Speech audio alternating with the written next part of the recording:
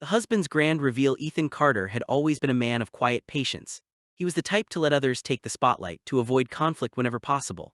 It was a quality his wife Vanessa had once found endearing, but after 10 years of marriage she saw it as a weakness. For a long time, Ethan had convinced himself that Vanessa's growing indifference was simply the result of stress from her high-powered law career.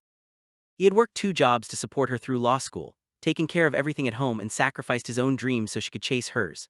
When she finally became a partner at an elite firm, he believed they had made it together. Then he found the messages. They weren't just texts, they were whispered confessions of love, explicit details of secret rendezvous, and worst of all, cruel mockery of Ethan himself. Vanessa and her lover, one of her wealthy clients, laughed at him behind his back.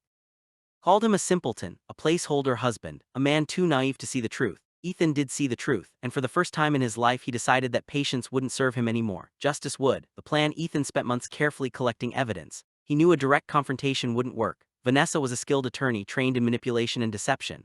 If he accused her outright, she'd turn the narrative against him, paint him as paranoid or controlling. So he played his role, the dutiful, clueless husband. He even pretended to believe her lies when she made up excuses for coming home late. But behind the scenes, he was preparing the perfect stage for her downfall. Using a fake email account, he posed as a tech-savvy journalist interested in corporate fraud cases. He sent an anonymous tip to a financial watchdog about the shady dealings of Vanessa's lover, who, as it turned out, had more skeletons in his closet than just an affair. With some careful maneuvering, Ethan ensured the story gained traction among legal blogs and financial news outlets. At the same time, he prepared for the night of Vanessa's big gala, a prestigious event where she was set to receive an award for her contributions to corporate law. It was her dream moment, a night she had been gushing about for weeks, and it would be the night she lost everything. The grand reveal. The ballroom was glittering with chandeliers, filled with the city's elite. Vanessa stood on stage, dazzling in a designer gown, basking in the applause of her peers. The moment had come for her to give her speech. Ethan, seated near the front, casually pulled out his phone and tapped a button.